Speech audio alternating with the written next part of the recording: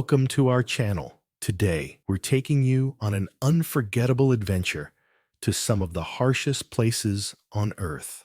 These incredible locations, shaped by nature's extremes, are as breathtaking as they are unforgiving. From the blistering heat of Death Valley and the vast, desolate expanse of the Taklamakan Desert to the haunting beauty of Lake Natron and the icy wilderness of Antarctica, each of these environments presents a unique challenge to life. We'll explore the fiery terrains of the Danakil Depression, the relentless dryness of the Atacama Desert, and the chilling depths of the Siberian Taiga.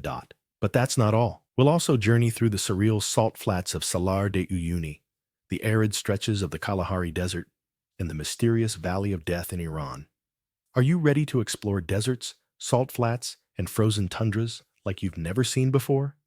So buckle up and join us as we uncover the amazing secrets and stories behind these incredible landscapes that test the limits of survival. Don't forget to like, subscribe, and hit the notification bell for more amazing adventures around the globe. Let us begin in Death Valley, a land of extremes nestled in California. The name Death Valley is believed to have originated during the California Gold Rush. It was named by a group of pioneers who, after getting lost, feared they would die in the harsh environment. The valley is also known as Muerte Valley in Spanish, which means Death Valley. Here, the sun reigns supreme, often pushing temperatures beyond 130 degrees Fahrenheit, 54 degrees Celsius. It was formed through tectonic activity and erosion. It is a part of the Basin and Range Province, where geological forces have created a series of mountain ranges and valleys. The valley itself lies below sea level, making it one of the hottest places on Earth. Its location in the rain shadow of the Sierra Nevada mountains results in very little precipitation. The valley's depth allows it to trap heat, leading to extreme temperatures, especially during summer. Yet, amidst the blistering heat, life persists. The desert tortoise and the elusive kit fox have adapted, mastering the art of survival in this unforgiving realm. Though the heat is relentless, brave souls venture into this landscape, especially when the cool winds of autumn whisper across the valley. Now, travel with me to the Atacama Desert in Chile, a place where rain is a rare visitor. The name Atacama is derived from the indigenous Atacameno people. It likely originates from the Aymara word Atacama, meaning the land of the Atacameno. The region has a long history of human habitation and significance. Some areas have not tasted a drop in decades, and yet life finds a way. The Atacama Desert is primarily formed by its position along the Andes mountain range and the cold Humboldt Current off the coast. The mountains block moisture from the Pacific Ocean, creating a rain shadow effect. This desert is one of the driest places on Earth, with some regions receiving virtually no rainfall for decades. Its high altitude and latitude contribute to significant temperature variations between day and night. Llamas and vicuñas roam, their resilience a testament to the spirit of survival. Here, humans live in small clusters, drawn by the allure of minerals and the beauty of a starlit sky, untouched by light pollution. Next, we arrive at Salar de Uyuni, Bolivia's vast salt flat.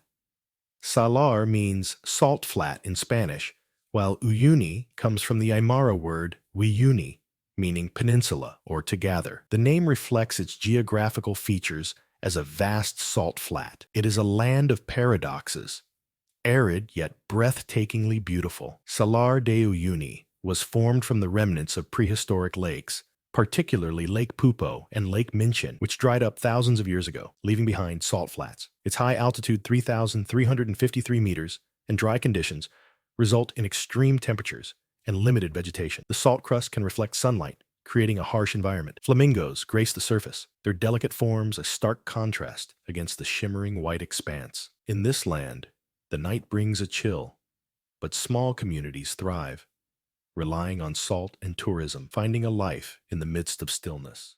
Then, we venture to Lake Natron in Tanzania, where the waters boil with heat, reaching temperatures of 140 degrees Fahrenheit, 60 degrees Celsius. The name Natron comes from the sodium carbonate deposits found in the lake, which is often associated with the word natron in ancient Egyptian times, referring to a similar substance used for mummification. The presence of Galai volcano quietly transforms Lake Natron in powerful ways. Through its geothermal activity, Gilai feeds the lake with hot springs and steam vents, known as fumaroles, that release gases and minerals into the water. Among these minerals is sodium carbonate, a key player in making the lake so alkaline. Over time, the volcanic ash and minerals dissolve into the water, slowly raising its pH levels. With no major rivers or streams flowing out of Lake Natron, evaporation does the rest of the work.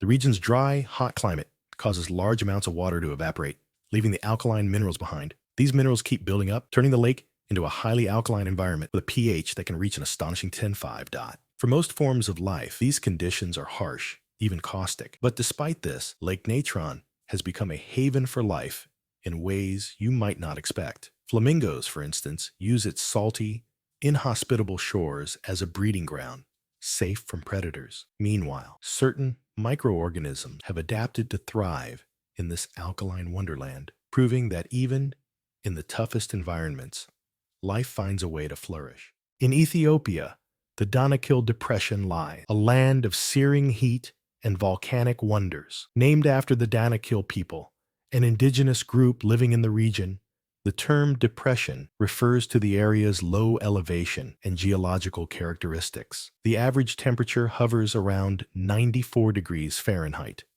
34 degrees Celsius, but it can feel far more intense. Its position below sea level, combined with geothermal activity and minimal rainfall, results in extreme temperatures and an arid landscape. This place is the hottest place on Earth in terms of year-round average temperatures.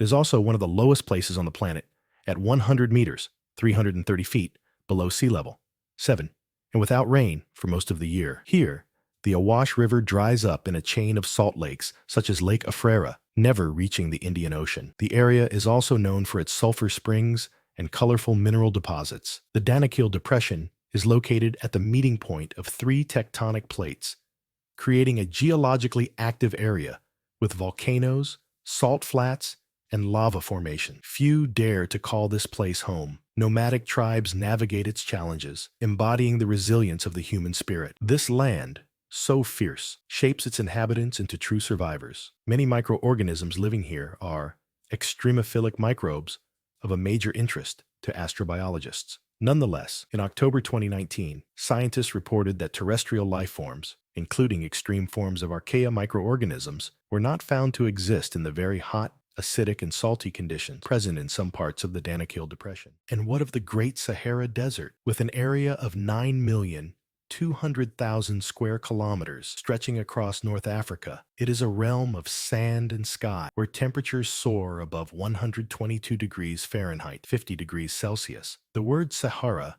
comes from the Arabic word Sahra, meaning desert. It reflects the vast, arid landscape characteristic of the region. The Sahara was formed through a combination of geological and climatic changes over millions of years. Ancient seas receded, and desertification processes transformed the region into a vast, arid landscape. The Sahara's location in the subtropical high-pressure belt leads to high temperatures and low precipitation. Wind patterns and the presence of mountain ranges also influence its dryness. Camels, the ships of the desert, traverse this golden sea, while nomadic tribes find their path among the dunes. In this vastness, they learn to read the winds and the stars, guiding them home. The Sahara was once a lush, green region with abundant vegetation and water sources, supporting various flora and fauna. This period, known as the African Humid Period, lasted from around 10,000 to 5,000 years ago. As human populations grew and agricultural practices expanded, deforestation occurred. Early civilizations cleared forests for farming and livestock, leading to soil degradation and the loss of vegetation that helped retain moisture. The removal of trees and plants reduced the land's ability to hold water, which led to increased soil erosion and the gradual expansion of desert conditions. The shifting climate towards aridity also exacerbated this process. In the heart of Iran lies the Dasht-e-Lut, also known as the Valley of Death in Iran. Dasht-e-Lut in Persian, meaning Lut Desert, the term Valley of Death likely refers to the extreme conditions found in this inhospitable environment, emphasizing its harshness. Has a surface area of approximately 51,800 square kilometers, a place of unyielding heat that can exceed 140 degrees Fahrenheit, 60 degrees Celsius. This valley is part of the Lut Desert, formed by erosion and the accumulation of sediment over millennia. Its unique topography includes large salt flats and rocky terrain. The Valley of Death experiences extreme temperatures due to its geographical features, low elevation, and high solar radiation. Its remote location contributes to its inhospitable nature. Here, life is a delicate balance, where lizards and rodents eke out a meager existence. Few venture into this desolate land. It is a reminder of nature's dominion. Next, the Taklamakan Desert in China, known as the Sea of Death. The name Taklamakan comes from the Uyghur language, meaning place of no return, reflecting the desert's treacherous and unforgiving nature for travelers. The Taklamakan Desert has an area of 337,000 square kilometers, 130,000 square miles, 11, making it slightly smaller than Germany. The Taklamakan Desert was formed by the accumulation of sand and sediment from the surrounding mountains, primarily the Tian Shan Range. Wind erosion plays a significant role in shaping the dunes. Its inland location and the surrounding mountain ranges create a rain-shadow effect, resulting in very little rainfall and extreme temperature variations between day and night. Here, temperatures soar to 122 degrees Fahrenheit, 50 degrees Celsius, and vast sand dunes seem to stretch endlessly. Gazelles and sand foxes thrive, their adaptations a testament to nature's ingenuity. Yet human habitation is scarce, with only nomadic herders braving this daunting landscape.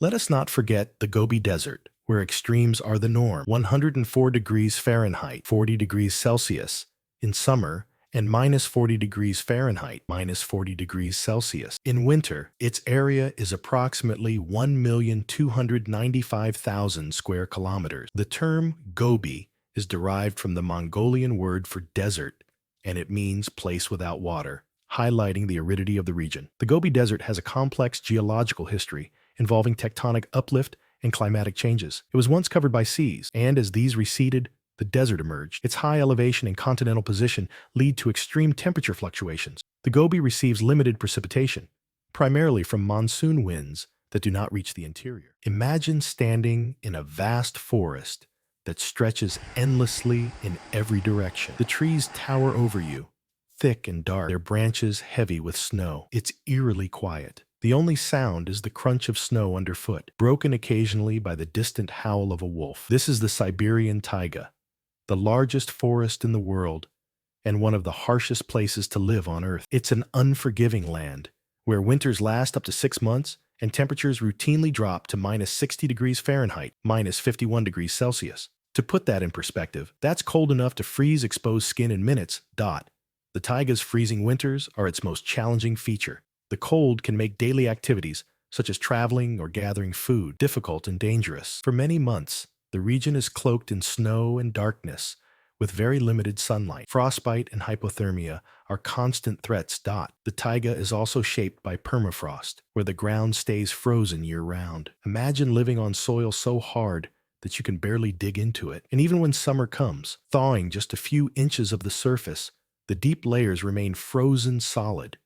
Beneath the forest, the ground is often covered in a thick layer of moss, lichens, and peat, and in many places permafrost, permanently frozen ground, makes it difficult for water to drain, leading to the formation of bogs and marshes. And so, my friends, as we reflect on these 10 unforgiving landscapes, let us marvel at the indomitable spirit of life that endures where most would falter. These places, etched with extremes, are not just testaments to survival, but to the remarkable adaptability of nature. In their isolation, their cold heat and desolation, we uncover beauty born of resilience, lessons in tenacity, and the awe of thriving in the face of adversity. May we carry the wisdom of these wild realms with us, a reminder that even in the harshest corners of our world, life finds a way to flourish.